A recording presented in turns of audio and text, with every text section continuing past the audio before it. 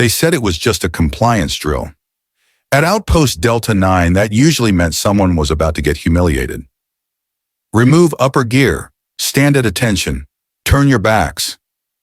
12 recruits obeyed without question. One didn't. Ray Darrow didn't flinch, didn't blink, just stared ahead like the words hadn't been meant for him. Recruit, is there an issue? No, Lieutenant.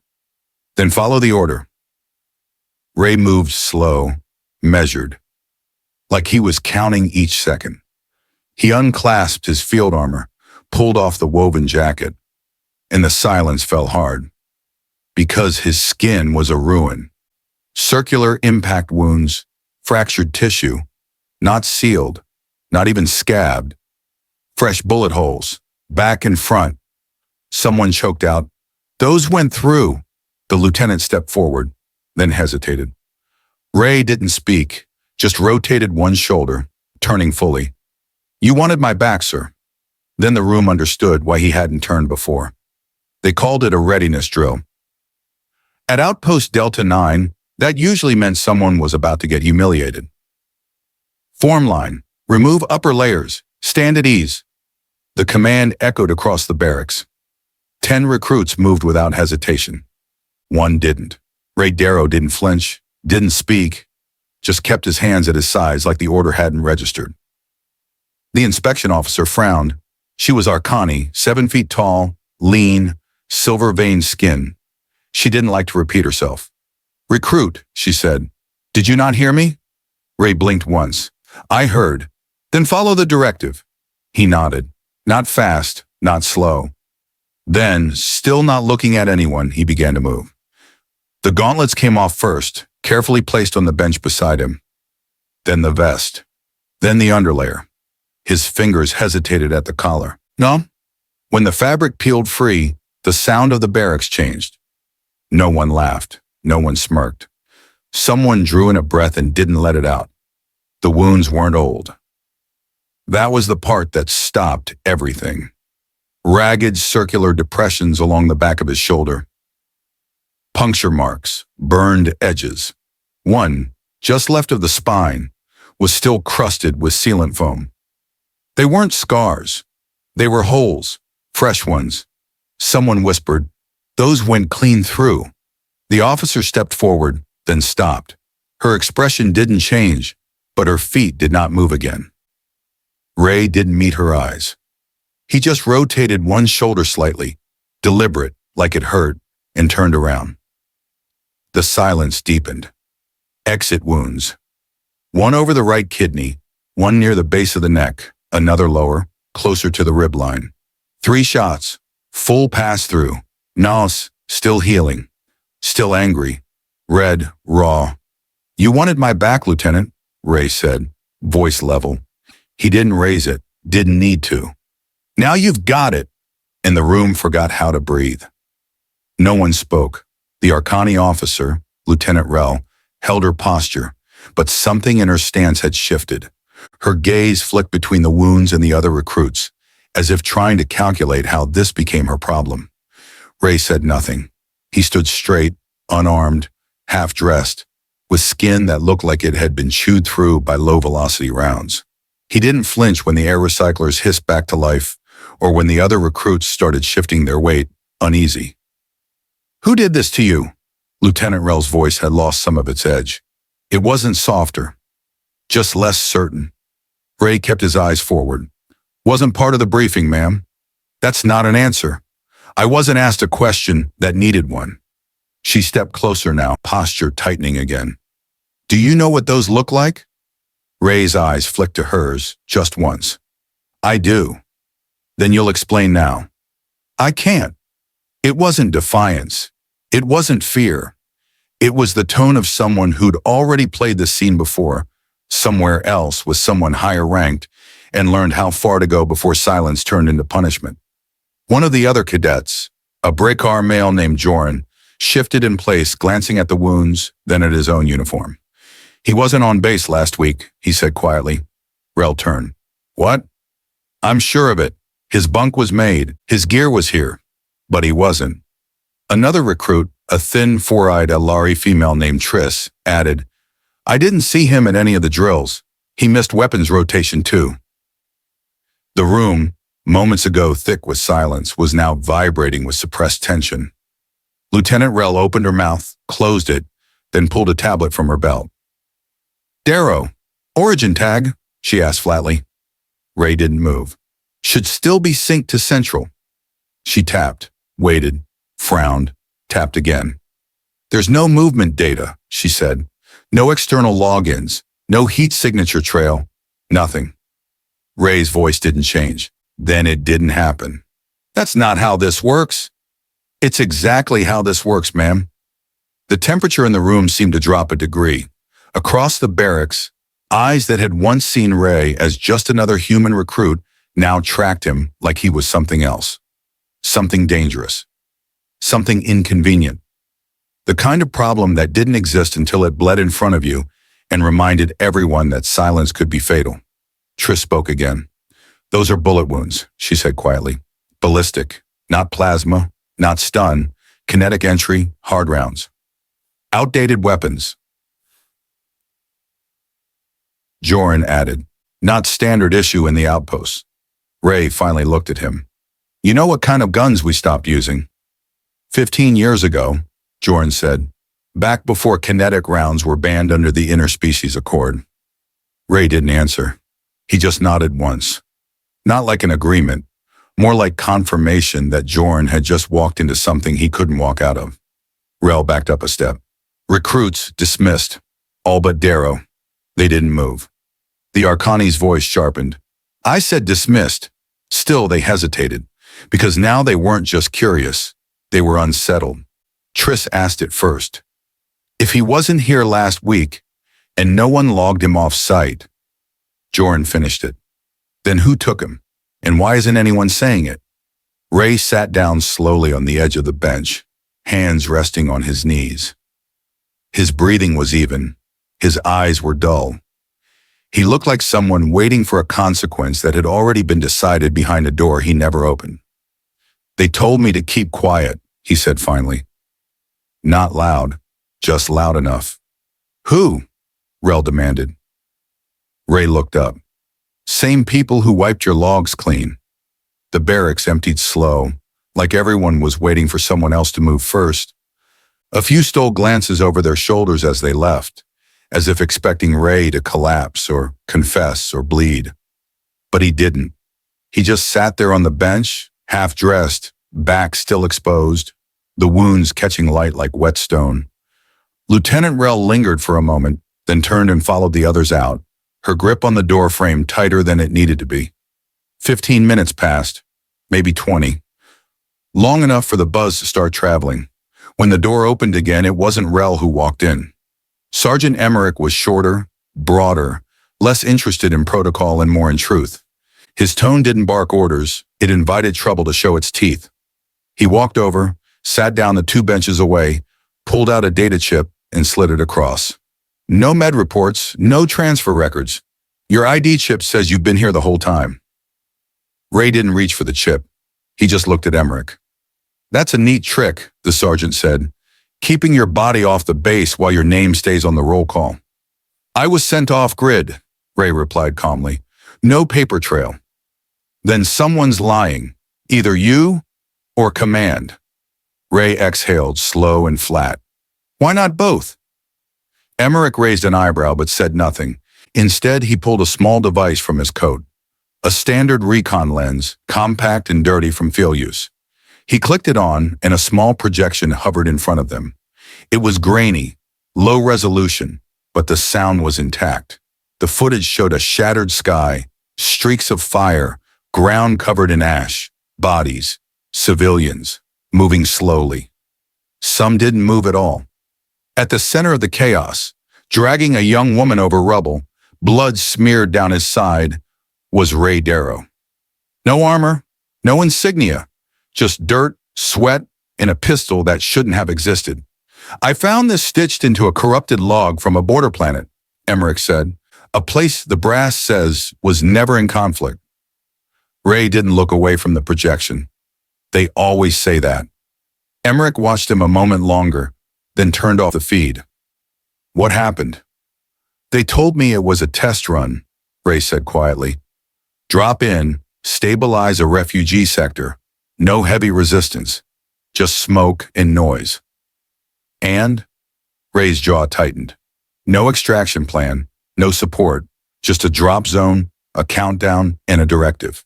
Which was, suppress unrest, recover surviving assets, eliminate liabilities. Emmerich leaned forward, voice lower now. Define liabilities. Ray looked him in the eye. People who weren't supposed to be there. It hung there for a while. No sound except the hum of the wall units cycling air. Emmerich rubbed his hand over his face, like he was trying to erase something. It is down. So those bullet holes, he said slowly, they weren't from hostiles. Ray didn't blink. No, they were from the ones I tried to stop.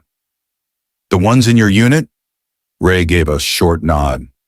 Emmerich stood, paced, cursed under his breath. I pulled your full personnel file. It's missing 9 entries.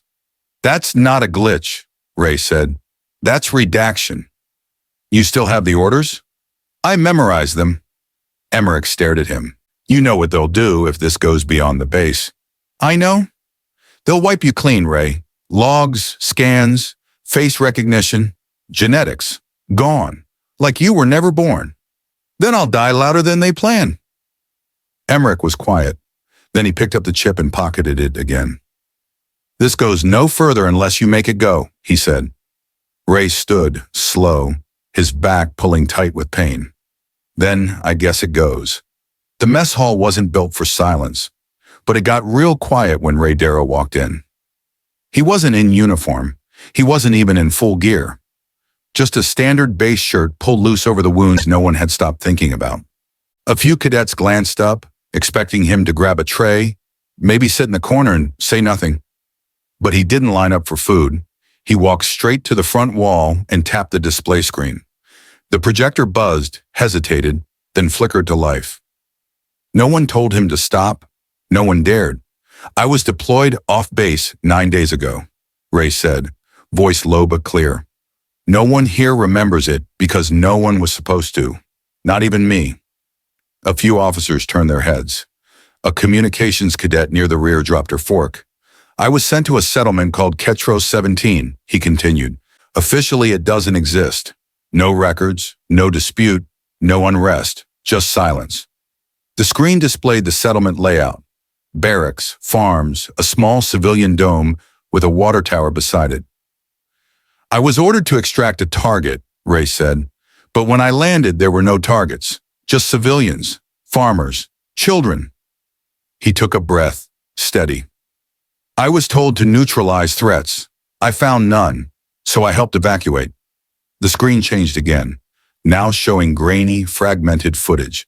Holographic feeds flickering in and out. A collapsed building. A woman with a shattered leg being carried. A fire swallowing the edge of the civilian dome. I made 4 trips, got 52 people out. On the 5th trip, they were waiting. Someone at the back whispered, "Who was?" Ray didn't look back. Our own gunships. The video paused. On screen, the explosion caught mid-frame, his dropship ripping apart mid-lift. I took 2 rounds before I even hit the ground. Spent the next 2 days dragging kids through bombed streets. We were spotted 3 times. Once they fired warning shots. The next 2, they didn't miss. Now the room was fully still. Forks midair, eyes locked forward. Ray reached into his pocket and pulled out a drive. This is what I pulled from the nav logs before they wiped them. He plugged it in. The screen changed again, this time showing a transmission header. Field Directive 88A. One by one, lines of blacked-out text scrolled past, redacted names, removed timestamps, but the title remained, Risk-Weighted Containment Protocol. Every operative on that deployment was flagged as expendable. No fallback, no evac. We were assets, meant to go in, make it look clean, and disappear if it didn't. He turned then, finally facing the room. They call it containment, I call it execution. The silence was starting to fracture. A cadet near the wall stood up, uncertain. This isn't protocol. No one gets listed as expendable without a tribunal. Ray looked at him. Then ask yourself why there wasn't one. He let that settle. Let it sting. I was 19 when I signed on. Thought I was joining a peacekeeping force. They trained me to save lives, then handed me a gun and told me who didn't count. At the front, Sergeant Emmerich entered the room.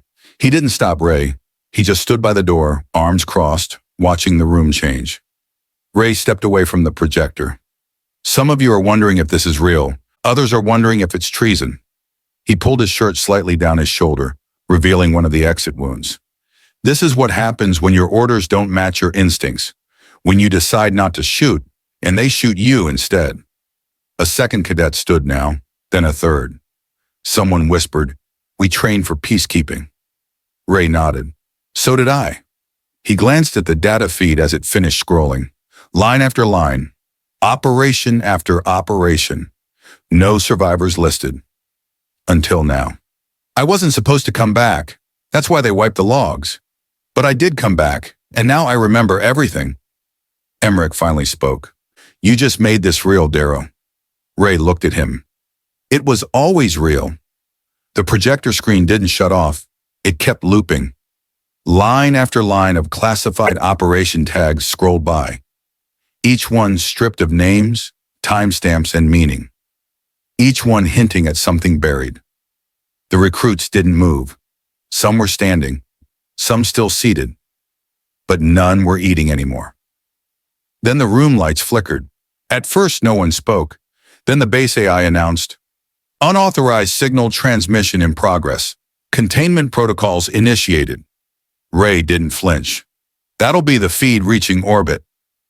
Sergeant Emmerich swore under his breath and moved toward the console, but Ray raised a hand, not in threat, just finality. It's too late. The display changed. Instead of raw data, a broadcast window opened, faces appeared, screens from other outposts, colonies, orbital stations, civilian hubs, political halls, even media clusters, all watching, all receiving the same feed. From the back of the room, a cadet whispered, "Is this going public?" Ray nodded once. "Galactic, wide band. I set it to bounce through 6 relay networks. It's clean, and it's loud." Emmerich stepped back, not in defeat, in respect. Across the room, someone pulled their rank insignia from their uniform and placed it gently on the table.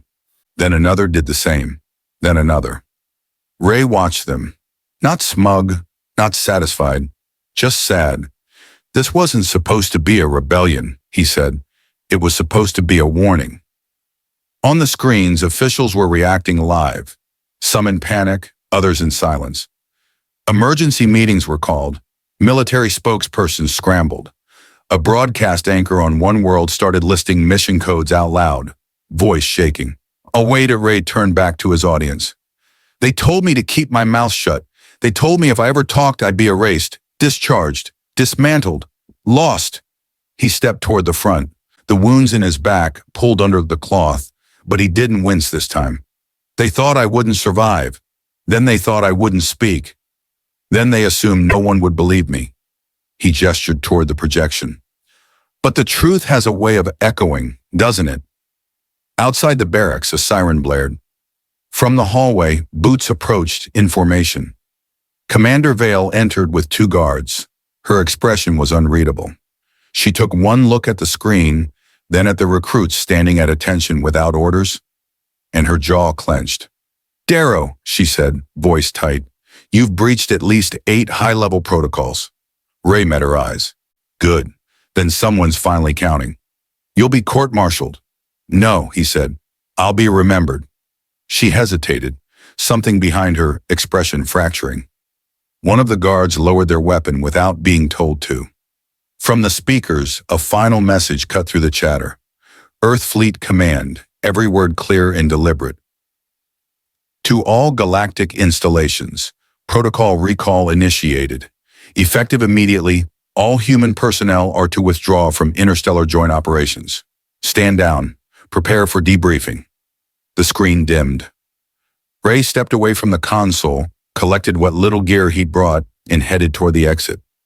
No one stopped him. Commander Vale tried again. "Where are you going?" He didn't look back. Back to where the wounds started, before they finished healing. The door slid open. Light spilled in, and Ray Darrow walked out of Outpost Delta 9 for the last time.